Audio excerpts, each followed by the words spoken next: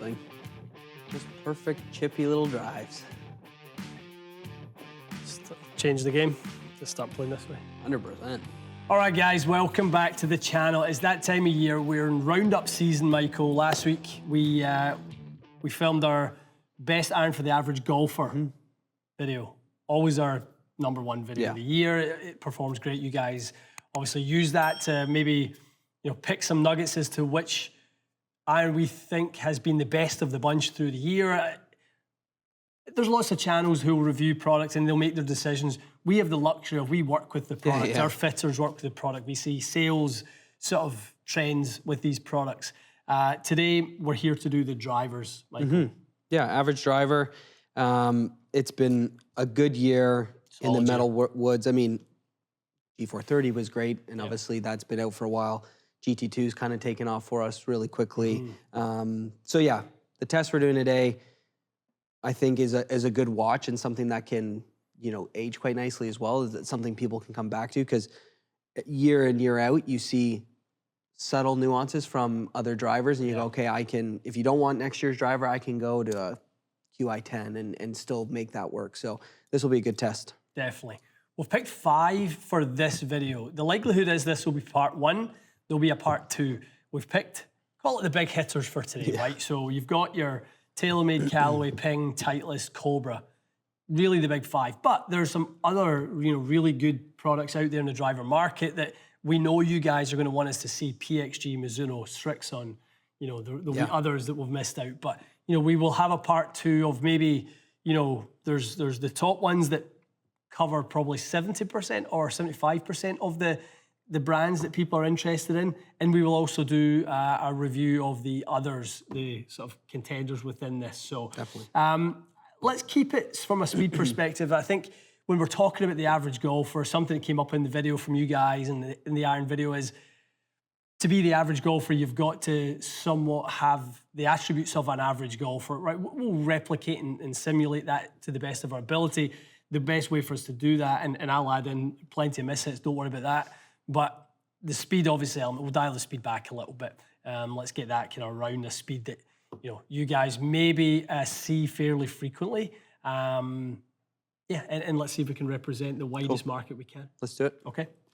All right, Fraz. QI10, Graphite Design VF 5X, Sure. Old Faithful. We're gonna hover around 105 mile an hour. Around that, yeah. Well, no point in kind of taking it north of 110 and getting into that realm of, we're trying to represent the average golfer and what the strikes would do and that sort of thing. I think even 105 might be high, but I do think as people are training for speed, it's getting definitely up towards 100. It was published as 94 miles an hour for the longest time was the speed of the average male golfer.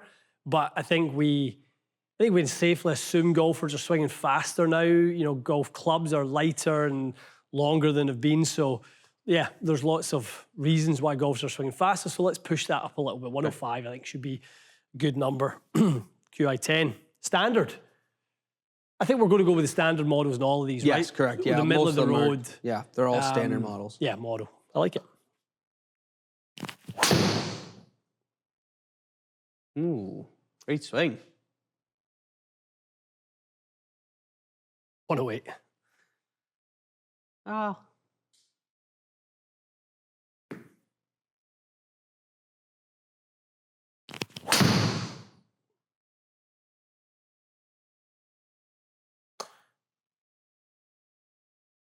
You put the QI10 back in the bag.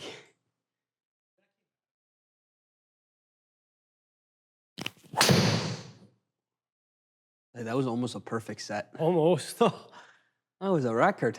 All right, Fred, good start with the QI10. Obviously, we've upped the speed a little bit. We said 105. You said TrackMan 105 would be 107, 108 quad numbers. So we'll try and keep it consistent. I think the averages have always been published to this point. I mean, I think Foresight now have their own averages, but TrackMan 105, Foresight 107. It'll be in that ballpark, Mikey. 155, 156 ball, in and around there. But good.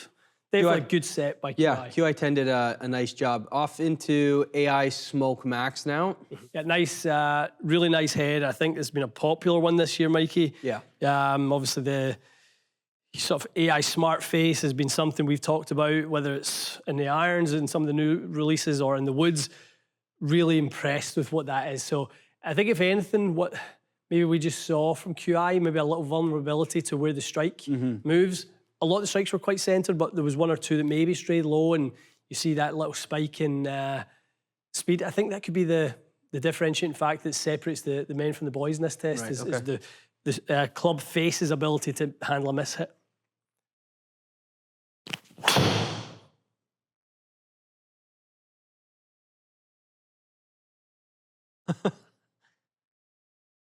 You just play golf like this all day long.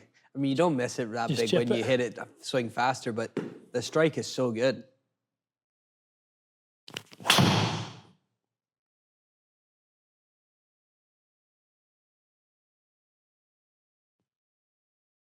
It's a good driver, this. Yeah.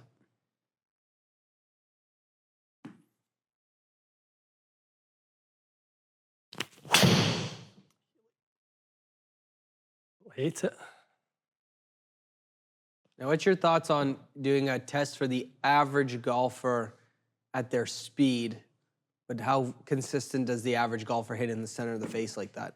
I mean, they don't, for sure, but it's nice to throw one in like that where the launch and spin stays really good, like arguably better even than the centered strikes, yeah. with the spin being a bit low. So I think to what we said right at the start with this one of the differentiating factors is going to be the tech on the face with these drivers. So I'm actually really pleased to see how good that one came out.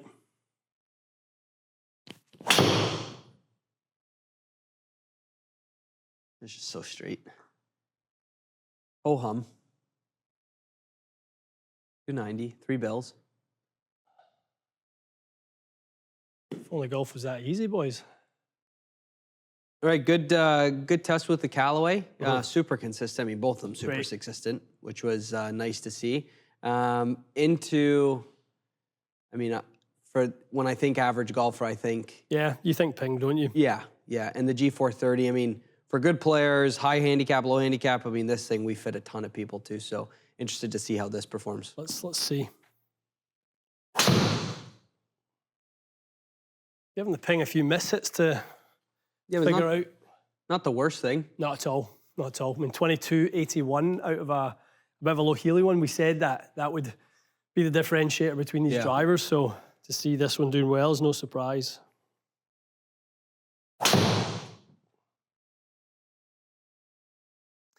Yeah, interesting. Like some of them are feeling much easier than others to hit it in the middle. This one, I'm not finding it easy to hit it in the middle. That headweight getting a little heavier. Yeah, it feels heavy. Yeah.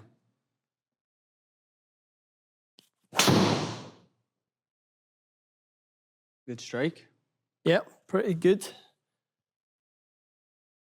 All right, into the newest addition to the demo matrix. Titleist GT2. Looks so fast. Like, it's just looking at it, so uncomplicated. Like, if you look at a cyclist, especially in the indoor velodrome disciplines at the Olympics, in the suits they wear, that's what that looks like. Like, you're trying to take every lump and bump and edge off of the driver. That's, when I looked at the bottom of that there, I'm just like, that's what that reminds me of. Yeah. Bump and bumps. I might need a new suit. Good set there with the ping, but this this feels immediately much lighter. Strike? Yeah, very good.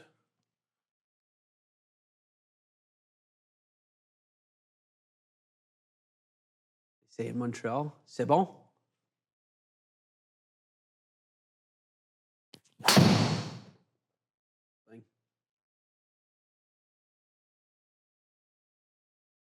Just perfect chippy little drives. Just change the game to start playing this way. 100%. That's actually why I swing slower. Just hit chippy ones. I just need to be more like Mike. Regulate my speed. You know. All right, last but not least, Cobra Dark Speed X. Been actually popular for us this year. Sold a decent amount of Dark Speed. Dark Speed, Dark Horse, could be. Could be. Let's see Either how one. many ponies are under the hood.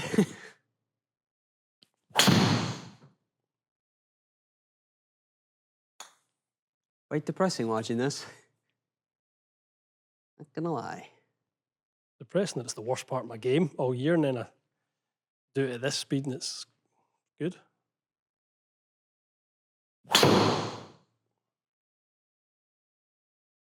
Like,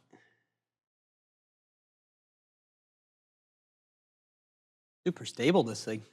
Feels it. Feels excellent.